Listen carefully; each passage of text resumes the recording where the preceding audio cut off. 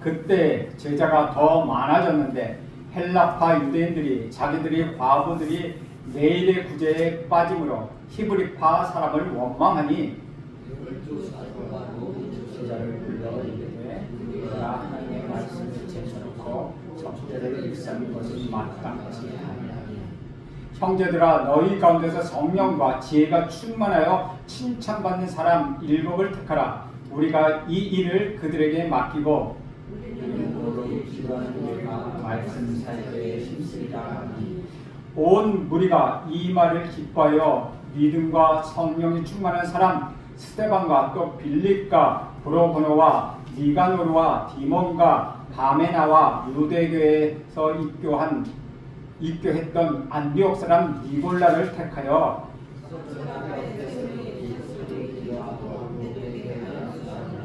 7절 같이 있습니다.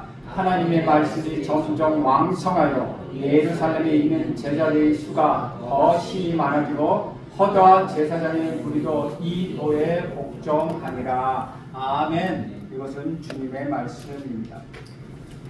예루살렘 교회가 아주 커진 후에 그 예루살렘 교회에는 많은 성도들이 왔습니다. 그 중에 하나가 디아스포라였는데, 즉 유대에서 태어났지만은 거기에 살지 않고 고국 예루살렘으로 돌아와 살고 있는 헬라파 유대인들과 그리고 원래부터 예루살렘에 살고 있었던 유대파 유대인들이 서로 그리스도인들이 서로 갈등을 겪었습니다. 그 갈등을 해결하는 방법으로 7명의 집사를 선택하는 장면을 오늘 보여주고 있습니다.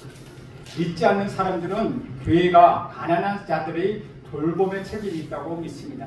하지만 이런 세상의 기대를 교회들이 충족시키지 못하고 있는 것이 지금의 현실입니다. 설교자들이 설교할 때 교회는 구제단체가 아니라고 선포했는데 그 말 자체는 맞습니다.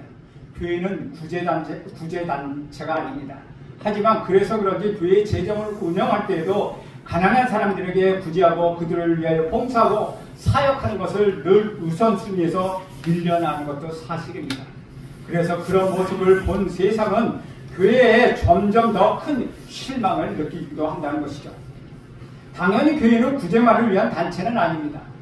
하지만 교회가 가난한 자를 위하여 구제하는 일에 관심을 가져야 한다는 것, 세상 사람들이 기대를 어떻게 보면 상당히 성경적이라고 할 수 있습니다. 신약 성경을 살펴보면 초대교회가 선교와 거의 동등하게 주력했던 일이 바로 구제, 즉 가난한 사람을 돌보는 일이었습니다. 많은 사람들이 예루살렘 초대교회를 교회의 가장 이상적인 모델로 생각합니다. 하지만 성경을 자세히 읽어보면 초대교회 예루살렘 교회 안에도 상당히 많은 문제가 있었음을 우리는 알 수 있습니다. 특히 오늘 사도행전 6장에 나오는 사건은 예루살렘 교회의 구제와 관련돼서 심각한 어려움이 있음을 우리는 볼 수 있다는 것이죠. 5장에서는 아나니아와 삽비라 사건이 있었고, 이제 6장에서는 내부의 갈등이 일어납니다. 사탄이 끊임없이 교회를 공격하는 것을 우리는 봅니다. 외부에서 핍박이 있는가 하면 그것이 안 되니까 이제 사탄은 내부에 탐심을 불러일으킨다는 것이죠. 그런데 그것이 진정되니까 또 다른 핍박이 있고 이제는 내부의 갈등을 부추기고 있다는 것입니다. 성도들이 갑자기 많이 불어나니까 헬라파 교인과 히브리파 교인 사이에 갈등이 일어나기 시작합니다. 1절 말씀을 보면 그때 제자가 더 많아졌는데 헬라파 유대인들이 자기 과부들이 내일 구제에 빠짐으로 히브리파 사람을 원망하니 라고 기록하고 있습니다. 여기서 그때에 라는 단어를 보면 5장에서 연결되어 있는 내용을 알 수 있습니다. 이전 달력의 사도들은 고난을 당하는 중에서도 성전에서나 집에서나 말씀 가르치고 전도하는 일에 그치지 않았습니다. 그런데 이제 그 결과가 나타나게 된 것이죠. 사도들이 가르침과 전도의 하기의 결과로 제자들이 점점점 많아졌다는 것입니다. 제자 즉 예수님을 정말로 구주로 그리고 주인으로 믿고 영접하여 생명을 얻은 사람, 그 숫자가 점점 많아졌다는 것이죠. 그런데 초대교회 교인이 숫자가 늘어나다 보니까 구제 활동을 할 때 본의 아니게 그 혜택에서 누락되는 사람들이 생겼다는 것입니다. 그래서 교회 안에는 섭섭함과 불만과 비판의 소리가 나오게 됩니다. 공교롭게도 그렇게 된 사람들이 모두 헬라파 사람들이었기 때문에 헬라파 유대인들이 히브리파 사람들을 원망하게 되었다는 것이죠. 왜냐하면 자기들의 과부들이 매일이 성김에서 빠지게 되었기 때문이라는 것입니다. 이것을 보면 초대교회 안에 히브리파와 헬라파 등 여러 당파들이 있었다는 것을 우리는 알 수 있습니다. 특별히 히브리파와 헬라파 사이에 약간의 긴장 관계가 있음을 또한 알 수 있습니다. 그리고 교회 내의 실권은 아무래도 주로 히브리파 사람들이 잡고 있었다는 것이죠. 히브리어 또는 아람어를 주로 사용하는 정통 유대인들, 이스라엘에서 살고 있는 유대인들이 실권을 잡게 되었다는 것입니다. 그런데 여기서 헬라파 유대인, 헬라파는 이방인을 말하는 것이 아닙니다. 헬라파, 즉 유대인이라는 것이죠. 인정적으로 유대인이었고 예수를 믿는 그리스도인이었다는 것입니다. 그렇다면 왜 그들을 히브리파와 구별하게 되었습니까? 헬라파는 그 명칭을 갖고 왜 헬라파라는 명칭을 갖게 되었습니까? 그들은 그들의 고향이 이스라엘의 본토가 아니라 이방 지역이라는 것입니다. 로마 제국에 여러 군데 퍼져 살고 있는 사람들이었습니다. 다시 말하면 그들은 유대인의 피를 가지고 있었지만 이방 지역에서 출생한 교포 출신의 유대인들이었다는 것이죠. 그래서 주로 그 당시 공용어였던 헬라어, 즉 그리스어를 사용했다는 것입니다. 예를 들어서 우리 부모들이 미국에 이민 가면은 1세대 미국에 살지만 그 미국에서 태어난 2세대, 3세대들은 한국말을 사용하는 것보다 주로 영어를 사용합니다. 즉, 그 교포 한국 학생, 한국인들이 다시 말하면 헬라파 유대인에 해당하는 것이죠. 로마에 있는 지역에 살았기 때문에 히브리어보다는 그리스어를 사용하기가 더 익숙한 사람들이었습니다. 그런데 이런 교포 유대인들은 대개 예루살렘에 연고가 없었습니다. 그들은 대부분 유월절이나 오순절을 지키기 위하여 예루살렘 성전에 희생제사를 드리러 온 사람들이었습니다. 그런데 마침 그때 유월절 성령 가품림 사건이 일어났습니다. 그 후에 사도들이 담대히 복음을 전하는 것을 듣고 마음에 찔려 결단하고 회개하면서 예수를 믿어 세례를 받고 교회 공동체로 들어와 그리스도인이 된 사람들입니다. 그래서 그들이 외국에서 왔지만은 예루살렘에 주저앉게 되었다는 것입니다. 또한 외국에서 살다가 남편이 죽음으로 인하여 고향으로 돌아가고 싶어하는 헬라파 유대인 과부들이 주로 이 교회에 와서 하나의 일원이 되었다는 것입니다. 그들은 본토 출신의 히브리파 사람들은 이방인들과의 접촉을 극도로 꺼려했습니다. 이런 관점의 차이 때문에 그들이 그리스도인이 된 다음에도 본토 히브리 사람인 유대인 그리스도인들과 헬라파 사람들까지도 별로 달갑게 여기지 않았다는 것이죠. 히브리파의 이런 배타적인 태도는 드디어 초대교회 안에서 가장 중요한 활동을 하는 매일의 구제 활동과 돌봄을 행하는 자리에도 나타나게 되었다는 것이죠. 이 매일의 구제 행동은 가난한 사람을 위하여 교회에서 봉사하는 활동을 이야기하고 있다는 것입니다. 그렇다면 이렇게 과연 어떤 형태의 구제였을까? 그것은 2절에서 말씀하고 있습니다. 2절에 보면 12사도가 모든 제자를 불러 이르되 우리가 하나님의 말씀을 제쳐놓고 접대를 일삼는 것이 마땅하지 아니하니 개역 한글 성경에는 공배라고 되어 있고 여기에 개역 개정에는 접대라고 되어 있습니다. 이 말은 공손히 음식을 대접한다는 뜻으로 되어 있습니다. 개역 개정의 접대, 공동 성경에는 식량 배급, 세번역 성경에는 음식 베푸는 일, 이것으로 되어 있습니다. 대부분의 성경들이 이렇게 번역하는 이유는 접대를 일삼다라는 말에 히브리어의 원어가 디아코니아, 즉 제면 디아코네스 트라페차이스라는 말이 있기 때문입니다. 디아코네이아라는 것은 먼지 또는 먼지라는 것과 말이라는 전치사 디아가 합쳐져서, 즉 크니스라는 말과 전치사 디아가 합쳐져서 만들어진 일로서 먼지가 일어날 만큼 열심히 일하다, 열심히 봉사하다는 뜻을 담고 있습니다. 트라페이지스는 4발 달린 테이블을 이야기합니다. 우리가 식당 같은 데서 보면은 그 끌차같이 음식을 넣고 밀고 따는 그런 테이블을 이야기합니다. 그래서 이것을 원어 그대로 번역하면 테이블 봉사라고 이야기할 수 있습니다. 그러나 테이블에서 먼지가 날도록 열심히 움직이며 봉사를 했다는 말입니다. 그런데 여기서 우리는 초대교회의 모습을 좀 더 깊이 생각해 볼 필요가 있습니다. 이 테이블 봉사는 1절에 나오는 것처럼 매일의 구제 형태를 띠고 있었습니다. 그러니까 일반적인 의미를 따르면 초대교회의 교회는 매일매일 가난한 자들을 위하여 식사 대접을 하는 사역을 했다고 해석이 됩니다. 하지만 이 매일의 구제가 단지 가난한 사람들에게 식사를 대접하는 일이었다면 그것 때문에 사도들이 진짜 자기들이 해야 할 기도와 말씀에 전념하지 못했다는 고백이 좀 이상하게 들린다는 것이요. 나누어줄 음식을 준비하기 위하여 야채를 다듬고 빵을 굽고 썰고 튀기고 하느라고 기도도 제대로 못하고 말씀을 묵상하지 못했던 베드로와 요한 같은 사도들을 상상할 수 있겠습니까? 조금 전에 말씀드렸던 드라페이지스는 단어는 보통 테이블이라는 뜻을 뜻하는데 단순히 밥 먹는 테이블만 말하는 것이 아니라는 것입니다. 거기에는 돈 받고 주는 사람이 계산되라는 의미도 있다는 것이죠. 넓게 보면 거기에는 은행이라는 뜻도 담고 있다는 것입니다. 지금과 같은 은행은 아니더라도 비슷한 역할을 하는 테이블이었다고 생각하는 것입니다. 그러니까 오늘 사도행전에 나오는 접대라는 말은 매일매일 식사를 차려서 사람을 접대하는 급식소 같은 형태였다기보다는 일종의 은행과 같이 구제금을 지급해 주는 것으로 보는 것이 더 가능성이 높다는 것이죠. 이렇게 볼 때 사도의 말을 우리가 이해할 수 있다는 것입니다. 단순히 식사 대접 때문에 단순히 식사 대접에서 과부들이 빠졌기 때문에 헬라파 유대인 그리스도인들이 화를 낸 것이 아니라는 것이죠. 식사는 줄을 서서 자기 차례가 되면 그냥 그 식사를 타서 먹으면 되는 것입니다. 그런데 밥을 먹겠다고 줄 선 사람을 히브리파 유대인 그리스도인들이 헬라파라고 해서 쫓아냈겠습니까? 그럴 리가 없다는 것입니다. 사실 접대라는 단어를 보면 우리 성경에 보면 주가 달려있는데 재정출납이라고 되어 있습니다.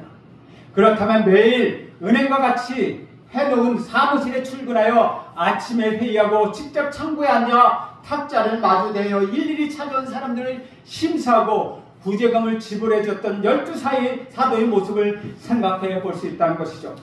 와서 받아가는 사람이 진짜 과부인지 아닌지를 확인을 다 해야 했다는 것입니다. 이것은 결코 쉬운 일이 아니었다는 것이죠. 하루 종일 수천 명이 몰려오는데 그들에게 구제금을 지급해야 할지 지급하지 말아야 할지 사람들의 자격 요건을 심사해야 했다는 것입니다. 정부에서 생활보호 대상을 선정되는데 많은 자격 심사가 필요합니다. 그래서 수입이 낮은 사람을 위하여 만드는 임대 아파트들이 있습니다. 그런데 그 아파트인데도 벤츠나 렉서스나 BMW 같은 차가 줄비하게 서 있는 것을 우리는 볼 수 있습니다. 물론 그 명의가 자녀나 다른 사람 앞으로 되어 있어서 그럴 수도 있습니다. 사실 돈이 많아서 서류상으로 속여서 그렇게 되는 경우가 또 없지는 않다는 것입니다. 그런 경우가 많았다는 것이죠. 그래서 심사를 잘 해야 합니다. 마찬가지로 초대교회가 생활보호 대상자를 선정하여 일정한 금액의 구제금을 지급한 일을 했다면 사도들은 그 일을 하느라고 정신없이 매일 바쁘고 엄청난 스트레스를 받으며 매일 괴로운 가운데 보냈을 것이 분명합니다. 이들 중에 대다수가 원래 갈릴리 어부 출신이었습니다. 그런데 매일 돈을 가지고 일을 해야 하니 얼마나 복잡하겠습니까? 매일 구제금 지급 대상의 명단을 결정하고 지불해야 하고 하루가 끝나면 일일이 장부를 맞춰 보아야 한다는 것입니다. 이렇게 매일 결산, 통계, 장부 정리, 새로운 구제 대상자의 심사 등 많은 구제 업무 때문에 사도들은 본래 자기들이 해야 할 말씀과 기도를 제대로 하지 못할 정도로 매일 돈 때문에 지쳐서 지냈다는 것이죠. 그러는 가운데 아무래도 신원이 확실하고 자기들과 언어도 잘 통하고 또 원래부터 잘 알아서 확실한 사람들에게는 쉽게 그 구제금을 줄 수 있었습니다. 그러다 보니 헬라파 사람들은 잘 받았고 히브리파 사람들은 처음 보는 사람들도 있고 그러니 진짜인지 가짜인지 심사도 많이 해야 하고 그러는 과정 중에서 빠진 사람들이 나왔다는 것입니다. 문제는 해결해야 한다는 것이 사도행전의 주제입니다. 여러분, 어떤 교회가 환상적인 교회입니까? 예를 들면 이사가서 단일교회를 찾아야 하는데 제일 좋은 교회가 어떤 교회입니까? 문제없는 교회가 아닙니다. 그런 교회는 없다는 것입니다. 정말 환상적인 교회, 정말 좋은 교회는 문제가 있지만 해결할 능력이 있는 교회입니다. 교회 내에 문제가 발생한 것을 알게 된 사도들은 지혜로운 판단을 가지고 거기에 개입하게 됩니다. 사도들은 모든 제자들을 불러 문제를 해결하려고 합니다. 모든 사람을 불렀다는 것입니다. 정식으로 회개하고 믿고 세례를 받은 제자들을 불렀다는 것이죠. 그러니까 교회의 모든 성도들을 문제 해결에 참여시켰다는 것입니다. 요즘 말로 하면 공동회의를 시작했다는 것이죠. 모든 제자들을 불러 사도들을 자기들에게 나타난 문제에 대하여 솔직히 인정했다는 것입니다. 다시 말하면 우리 성결교회에서는 직원회의를 했다는 것이죠. 모든 직분을 가진 사람들이 모여서 함께 회의를 했다는 것입니다. 우리가 하나님의 말씀을 제쳐놓고 접대를 일삼는 것이 마땅하지 않다. 그동안 자기들이 하나님의 말씀을 제대로 못했다는 것을 그들은 인정했습니다. 그런데 너무 접대, 즉 구제 사역에 몰두하다 보니 이렇게 되었다는 원인을 정확히 그들은 파악하고 있었습니다. 헬레파 사람들이 문제를 제기했는데 제자들의 반응은 짜증을 내거나 자기를 방어한 것이 아니었습니다. 오히려 정확한 문제의 핵심을 보고 자기들의 문제를 인정했다는 것이죠. 그 원인을 밝혔다는 것입니다. 그것은 하나님 말씀을 제쳐놓고 접대를 일삼았다는 것입니다. 저는 여러분 모두도 하나님 말씀을 제일로 여기시는 여러분 모두가 되시기를 간절히 바랍니다. 접대 즉 봉사와 구제 사역이 나쁜 것만은 아닙니다. 자기들은 하나님의 말씀을 맡아서 그것을 우선적으로 해야 하는데 우선순위가 바뀌었다는 것을 지적합니다. 그래서 문제가 발생했다는 것입니다. 교회에서 우선순위가 바뀌면 이런 문제가 생긴다는 것이죠. 사도들이 말씀보다 음식, 구제에 더 관심을 가지면 문제가 일어난다는 것입니다. 그래서 사도들이 제안하는데 일꾼을 세우고자 합니다. 3절과 4절을 보면 형제들아 너희 가운데 성령과 지혜가 충만하여 칭찬받는 사람 7을 택하라. 우리가 이 일을 그들에게 맡기고 우리는 오로지 기도하는 일과 말씀 사역에 힘쓰리라 하니 왜 7사람을 뽑았는지 확실히 알 수는 없습니다. 12명이 아니고 그냥 7을 했다는 것은 그 정도 숫자면 당시에 봉사하는 일을 감당하기에 충분했다고 그들은 판단했기 때문입니다. 너무 숫자에 집중할 필요는 없다는 것이죠. 더 중요한 것은 한두 명이 아니라 7명을 뽑아서 7명이 팀 사역을 하도록 했다는 것입니다. 사도들은 제자를 불러서 그들로 하여금 자기들의 지도자를 뽑도록 했습니다. 어떻게 선출했는지 그 방식에 대해서는 여기에서 자세히 나오지 않아 알 수는 없습니다. 왜냐하면 그것이 중요한 것이 아니기 때문입니다. 분명한 것은 교인들이 7명을 선택했다는 것입니다. 그런데 여기서 제자와 사도 사이에 또 세 번째 종류의 사람인 7명이 등장한다는 것이죠. 이들을 가리켜 누가 시대에는 흔히 집사라고 부르고 있습니다. 그러니까 하지만 성경에서는 집사란 말이 없습니다. 물론 장로라는 말도 나오지 않습니다. 그저 칭찬받는 7사람이라고 나옵니다. 그러니까 이들은 지금의 교회나 집사적인 초기 형태라고 우리는 생각할 수 있다는 것이죠. 이전까지는 12사도가 모든 것을 다 주관하고 인도하였는데 이제는 함께 사역을 나눠서 할 필요를 느끼고 7명의 지도자를 세우게 되었다는 것이죠. 이들이 세운 이유는 함께 교회 사역을 감당하기 위함입니다. 누가 더 높고 누가 더 낮은가를 따지기 위함이 아니라는 것이죠. 사도들은 위에 있고 7 집사는 7명은 그 밑에 있고 나머지 성도를 더 밑이라고 계급을 구별하기 위한 것이 아니라는 것입니다. 사도들도 교회 지도자를 선출함에 있어서 몇 가지 기준을 제시합니다. 아무나 그냥 뽑은 것이 아니라는 것이죠. 주의 일을 하기 위하여 분명한 기준이 필요했습니다. 첫째는 성령이 충만한 사람입니다. 교회의 일꾼은 개인의 사회적 지위, 학력, 경력, 재력에 따라서 뽑는 것이 아니라 영적인 성숙도를 보고 뽑아야 한다는 것이죠. 성령 충만한 사람이 선출되어야 합니다. 교회에서 박사라고 교수라고 국회의원이라고 돈 많은 부자라고 교회에서 직분을 뽑는다면 정말 주님이 슬퍼하시는 교회가 되는 것입니다. 그것 때문에 뽑아서는 안 된다는 것입니다. 그런데 무엇이 성령 충만한 것입니까? 그 사람이 성령 충만한지 어떻게 알겠습니까? 성령의 지배를 받는 것입니다. 성령의 지배를 받는 게 무엇입니까? 주님의 말씀대로 사는 사람들입니다. 성령의 지배를 받으니까 자기가 마음대로가 아니라 성령의 뜻대로, 즉 하나님의 말씀에 순종하고 그것을 실행하며 사는 사람입니다. 저는 여러분이 정말 성령 충만한 사람이 되기를 간절히 소망합니다. 하나님의 말씀에 순종해서 하나님을 사랑할 뿐만 아니라 이웃을 사랑하고 봉사하는 사람이 되기를 간절히 소원합니다. 무엇보다도 하나님과 깊이 교제하고 그 하나님의 사랑이 자기 자신을 차고 흘러넘쳐서 이웃에게 흘러나가 이웃을 사랑하고 섬기는 지혜로운 사람이 되기를 간절히 소원합니다. 두 번째는 지혜가 충만한 사람입니다. 어떤 사람은 성품도 좋고 영적으로 깨어있는 삶을 살고 기도와 말씀을 열심히 하는 것 같은데 할 말과 못할 말을 구분하지 못하는 경우가 있다는 것이죠. 그렇게 되면 아무리 성령 충만하다고 해서 열심을 가졌다고 해도 덕이 되지 않는다는 것입니다. 오히려 다른 사람들에게 상처를 주게 되고 문제를 일으키게 된다는 것이죠. 그렇다면 지혜가 충만한 사람이란 어떤 사람입니까? 지혜도 역시 혼자 지혜를 갖는 것이 아닙니다. 관계 속에 나오는 지혜입니다. 성령 충만도 지혜 충만도 다른 사람과의 관계 속에서 드러나는 것입니다.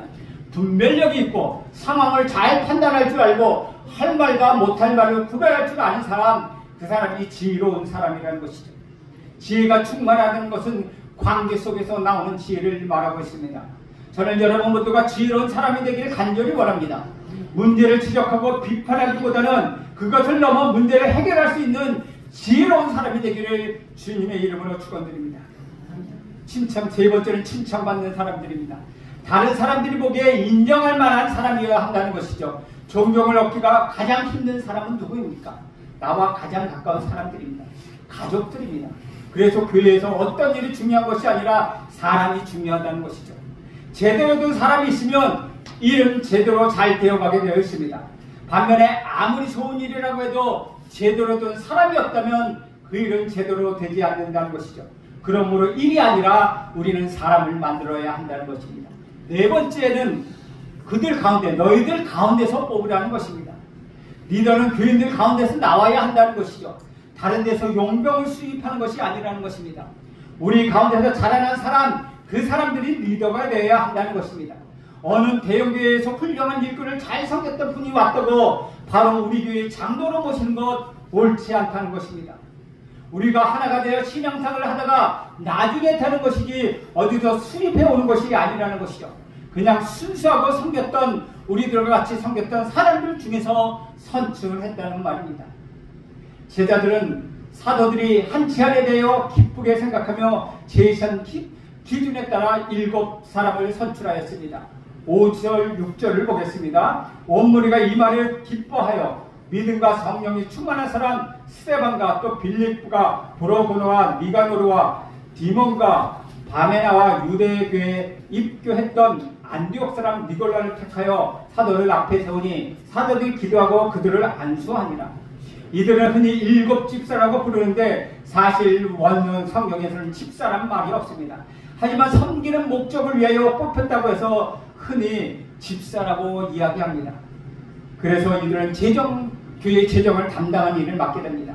12사가 사도가 했던 일이 단순히 매일 식사를 제공하는 것이었다면 굳이 7명의 지도자를 성령과 지혜가 충만해 칭찬받은 사람으로 뽑을 필요가 없었다는 것이죠. 오히려 일 잘하고 요리 잘하고 돈 계산 잘하는 사람을 뽑는 것이 나았다는 것입니다. 하지만 그들이 하는 일은 식사를 나눠주는 봉사가 아니라 재정을 직접 운영하는 일종의 사회복지금융업이었다는 것이죠. 교회의 재정을 맡은 일이었기 때문에 영적으로 성숙하고 사람으로부터 칭찬받으며 신뢰받는 사람이어야 한다는 것입니다. 그래서 스데반, 빌립, 브로고노, 니가노르, 디몬, 바메나, 니골라를 택했습니다. 앞에 스데반과 빌립 말고 뒤에 5명은 이름은 잘 나오지 않지만 스데반은 교회의 최초의 순교자가 되었고 빌립은 나중에 8장에 나오가만 전도를 열심히 하다가 에디오파의 여왕 네시에게까지 복음을 전다는 복음 전도자였습니다. 단순히 재정을 맡은 사람들이 아니라 성령과 지혜가 충만했기 때문에 그런 일을 감당할 수 있었다는 것이죠. 사도들은 그들을 위하여 기도하고 안수하여 세웠습니다. 그런데 이것은 참으로 놀라운 일입니다. 왜 놀라운 일입니까? 7명의 이름이 하나같이 헬라파였다는 것이죠. 헬라파가 문제를 제기했기 때문에 보통 그러면 4명은 히브리파, 3명은 헬라파 이렇게 4대3으로 하자. 우리가 조금 더 많으니까 히브리파가 넷, 헬라파가 셋, 이렇게 보통 교회에서 많이 하는 일 아닙니까? 꼭 나쁘다고 볼 수는 없습니다. 그런데 이들은 전원 다 헬라파 그리스도인으로 뽑았다는 것이죠. 초대 예루살렘 교회가 얼마나 성숙한 교회였습니까? 자기 이익을 따지는 것이 아니라 교회의 가장 유익한 길이 무엇인가? 이렇게 빠진 과부들을 가장 돌볼 수 있는 길이 무엇인가 생각하며 전원 다 헬라파 기독교인들로 뽑았다는 것이죠. 그렇다면 이렇게 된 결과가 무엇입니까? 그것이 7절 말씀입니다. 하나님의 말씀이 점점 왕성하여 예루살렘에 있는 제자의 수가 더 힘이 많아지고 허다한 제사장의 무리도 이 도에 복종하니라. 초대교회가 일꾼을 바르게 세우니 세 가지 결과가 나타났습니다. 첫째는 하나님의 말씀이 점점점 왕성해졌다는 것입니다. 이 말씀은 성경 교훈의 말씀이 더 많아지고 질이 깊어졌다는 것입니다. 제정은 일곱 명에게 맡기고 사도는 말씀을 전하고 기도에 전념하게 되니까 또 가르침이 깊어지고 넓어졌다는 것을 볼 수 있습니다. 둘째는 교회가 부흥하게 되었다는 것이죠. 제자의 수가 힘이 더 많아졌다는 것입니다. 정말 우리 구주 예수 그리스도를 믿고 들어오는 사람들이 점점점 많아졌다는 것이죠. 이것이 진짜 부흥이고 그런 역사가 일어났다는 것입니다. 셋째는 세상이 항복하게 되었다는 것이죠. 이들을 죽이려고 위협했던 자들, 그들은 누구입니까? 그들이 제사장들이었습니다. 그런데 그 제사장들 가운데 많은 사람들이 예수를 믿게 되었다는 것이죠. 이 얼마나 놀라운 일입니까? 이처럼 성령과 지혜가 충만하여 칭찬받는 사람 7명이 교회 일꾼으로 세워졌을 때, 그래서 사도들이 기도와 말씀에 전념하고 집중하고 나갈 때 예루살렘 교회는 더욱더 놀라운 부흥의 역사를 경험하게 되었습니다. 정말 성령이 충만한 사람, 지혜가 충만한 사람, 그리하여 칭찬받는 사람, 이러한 분들이 교회 일꾼으로 세워지고 목회자는 기도와 말씀에 전념하여 나갈 때 주님이 기뻐하시는 교회, 성도들이 행복한 교회가 될 줄로 저는 믿습니다. 여러분 모두가 이렇게 칭찬받고 성령이 충만하고 지혜가 충만하고 칭찬받는 사람들이 되길 간절히 소원합니다. 여러분 모두가 그리하여 말씀에 집중할 수 있도록 도와주십시오. 그러므로 인하여 우리 교회가 하나님이 기뻐하시는 놀라운 교회가 되기를 저는 축복드립니다. 여러분 모두도 하나님의 진정한 일꾼으로 거듭나서 하나님의 칭찬받는 자들이 되길 간절히 소원합니다. 기도하겠습니다. 하나님 아버지, 오늘도 사도들이 성령 충만하고 지혜 충만하고 칭찬받는 사람을 세운 것처럼 우리들도 지혜가 성령이 충만하고 지혜가 충만하고 칭찬받는 사람들이 되어서 하나님 이 교회를 이끌어가는데 부족함이 없도록 인도하옵소서. 예수님의 이름으로 기도합니다. 아멘.